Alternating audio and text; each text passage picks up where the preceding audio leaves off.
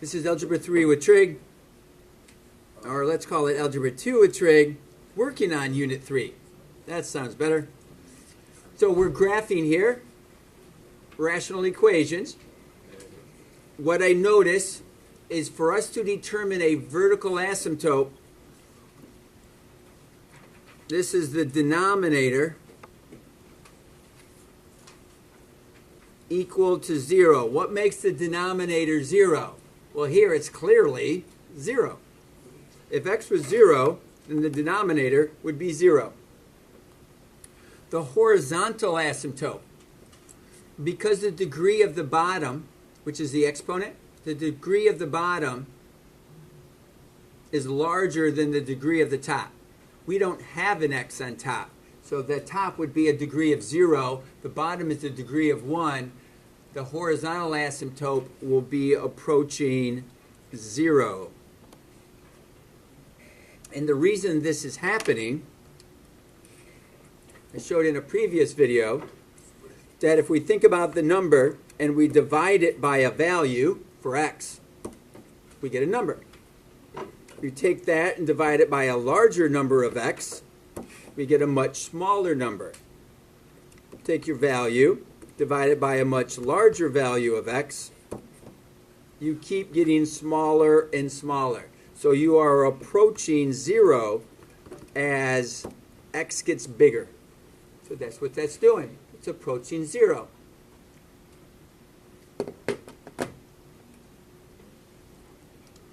So now we're going to focus on a table. This table really can't be any more simpler than that. Okay? Or this equation can't be more simpler than that. There's no extra pluses or minuses going on. So our table is going to be exactly this. So in the middle, we put our vertical asymptote. We can't get an answer when x is 0. It's undefined.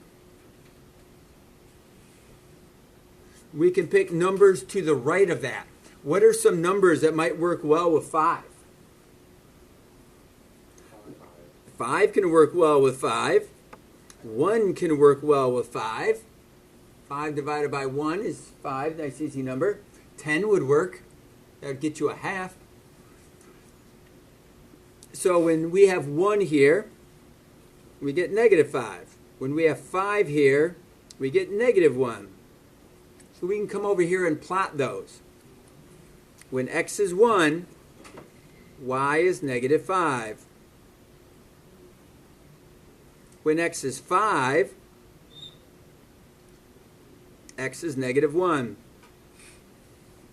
Now, if you tried any number in between those, these are pretty far spread apart.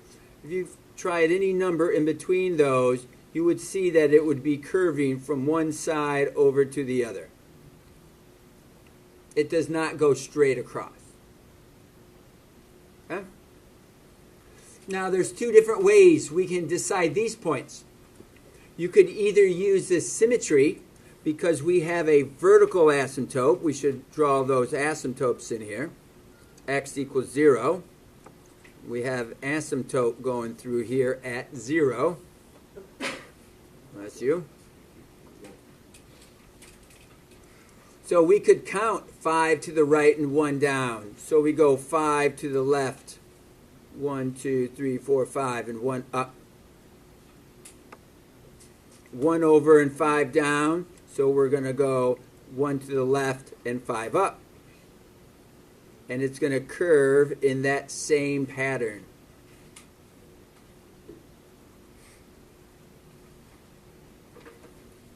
And there you've graphed it. Your domain, what x values do you have, are all real numbers except where the asymptote is. And your range is all the values except where the asymptote is.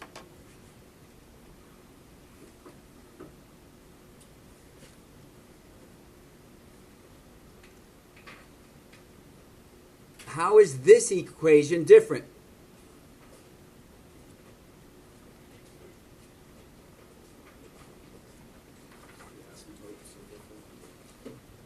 This one has an h and a k.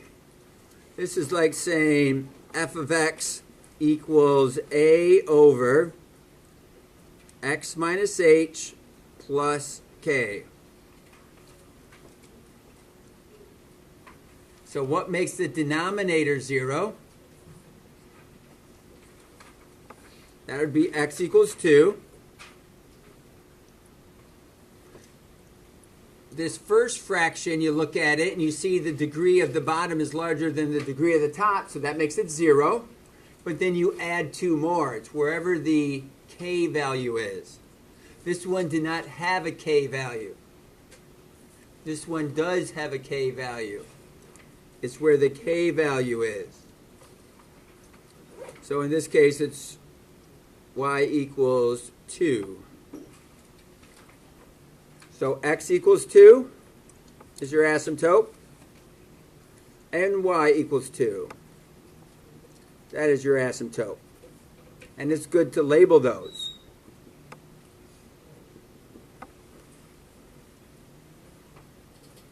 We'll talk about the domain and the range here in a bit. So here I'm going to suggest making a table a little bit differently. Pay attention to this. When you look at this fraction, you notice it has the h value and the k value, h and k. I'm suggesting to make your table focusing on easier numbers than dealing with your h and the k. The asymptote is your h and the k. It's 2 to the right and it's 2 up. Asymptote, that's what the x minus 2 does. It moves the graph to the right. And the x and the plus k, plus 2, moves it 2 up. So if this is the equation we're going to use in our table, 0 would make the denominator undefined. You can't have 0 in the denominator. You can't get a result. Then you can pick any numbers you want to the right of 0. Any numbers. I would pick them so they fit on our graph here. So 1 over up to 4 over, something like that. So maybe 2 to the right and 4 to the right. 2 to the right and 4 to the right. So if we plug a 2 in here, we get negative 1/2. We plug a 4 in here, we get negative 1/4.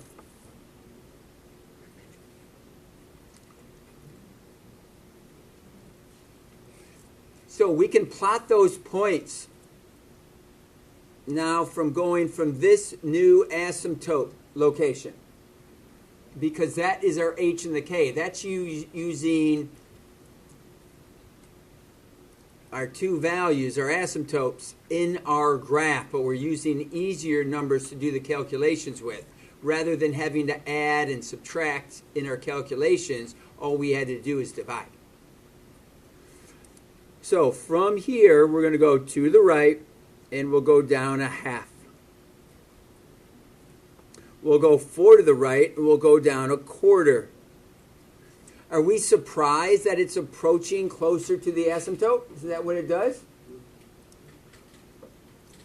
So it's going to follow that same pattern. If you want to plug in more numbers, you can. It's going to follow that same pattern there. Now you could use the symmetry, and we notice we went to the right and down 1/2. Now we're going to go to the left and up 1/2. We went 4 to the right and down 1/4. Now we're going to go 4 to the left and up 1/4. And there's your graph. Going up and curving over. And it gets closer and closer to this asymptote. And there we've graphed it.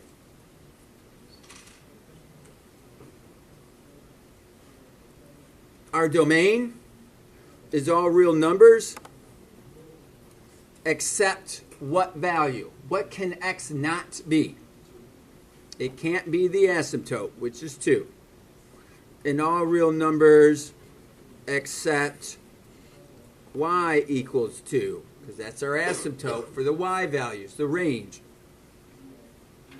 Notice I did not spend time making a table for those extra values. I used symmetry to determine that. On a previous problem, actually a different video, I completed this one. Look at this equation. It was a little bit different. It doesn't have an h and a k. There's no way to simplify this equation. I don't have a simpler way to write it. So I have to make a table. I have to do more calculations for this type of equation. So I used my points from the normal asymptote, the normal origin, from the normal origin. I went 3 to the right and 3 up. I went 5 to the right and 2.5 up. But when I plotted my symmetry, I did that from the asymptotes. So it gets a little confusing when to use which method. So be sure you ask your questions if you're not sure.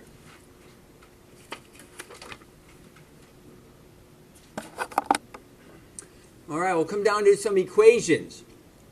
Create an equation in this format. This has your translations. H and K tells you how far over you're moving, how far up you're moving. That has a vertical shrink. That means your A value is going to have to be less than 1. The domain is all real numbers except -2. So this is telling us our H is going to be -2. In our equation, it's going to look like a +2, but our H is actually a -2. And the horizontal asymptote is 0. So that tells us our K value is 0. There's no number written next to it. So Y equals, it's got to be a number less than 1 right there. So we could call it 1/2. That does make it a little confusing. It's a number less than 1, vertical shrink.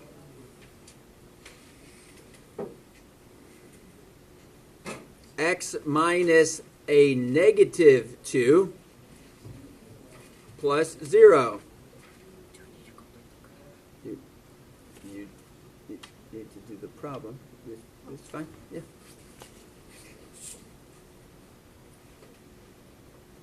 So Y equals, we don't like decimals, so I'm going to keep it a fraction. X plus 2.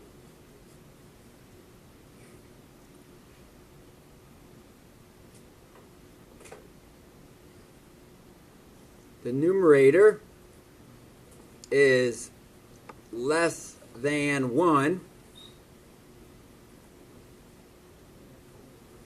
which makes it shrink. That means it's going to approach the x-axis. And then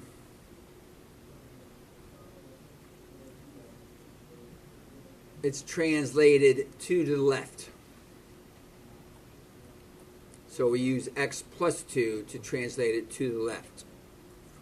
X plus 2 translates the graph to left. So that gave a little explanation on what we were doing, why we were using the numbers we were.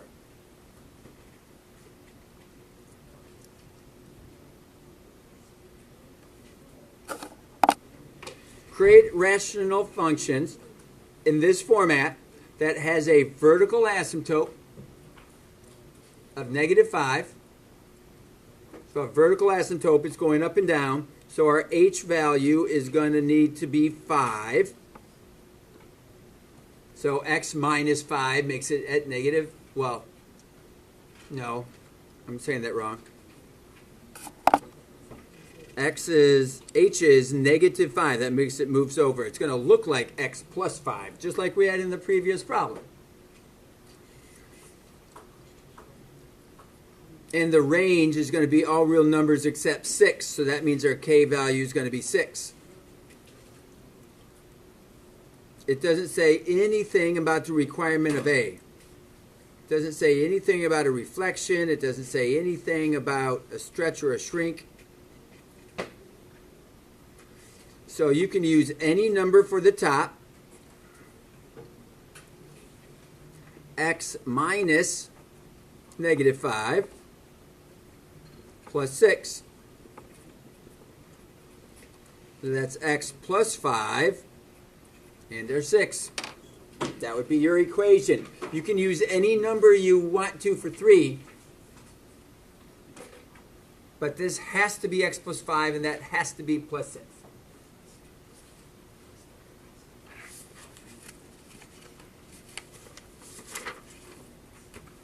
Let's take a look at a word problem. Your local phone company charges $65 and a monthly fee of $32. Let x represent the number of months. Write an equation that represents the average cost. So $32 every month plus the $65 installation fee. Divide that by the number of months, and that would give us our total cost, which is C. Our average cost, actually. That's our average cost of C.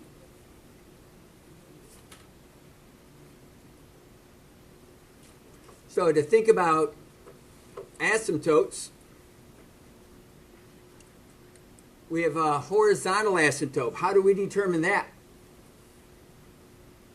We don't have a y value, but we have an x on top.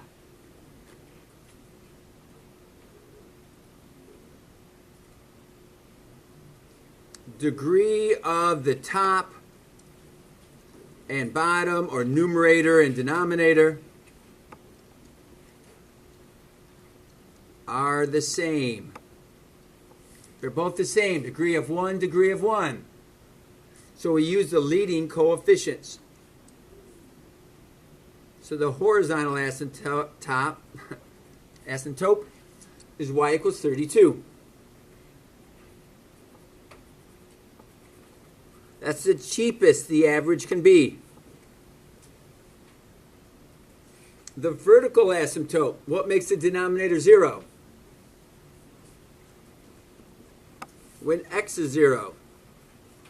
So we're just here in the first quadrant.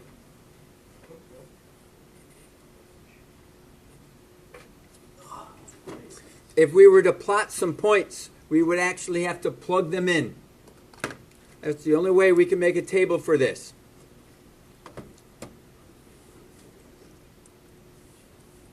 So if we look at 5, 32 times 5 plus 65 over 5.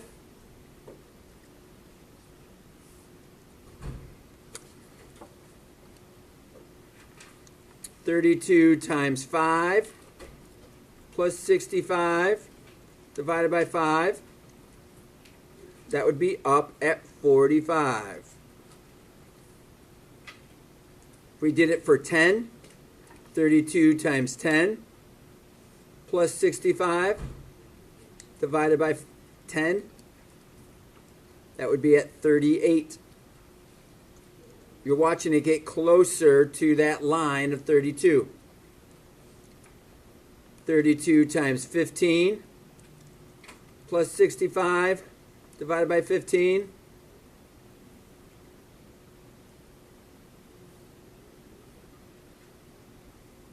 $32 times 20 plus 65 divided by 20.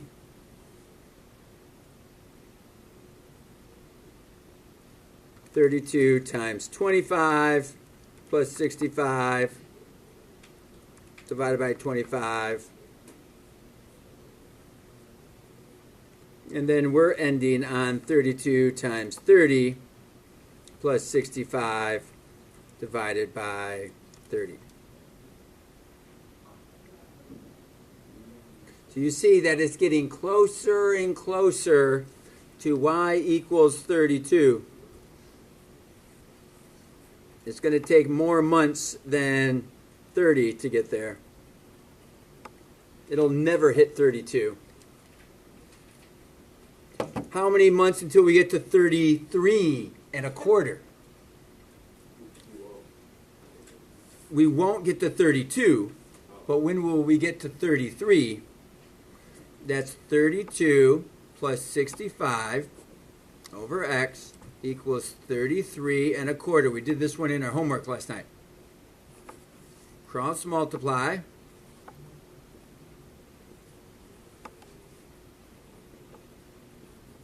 It has an x with it now. Minus our 32 over. That's 65 equals 1.25. And when we take 65 and divide that by 1.25, we're getting 52 months.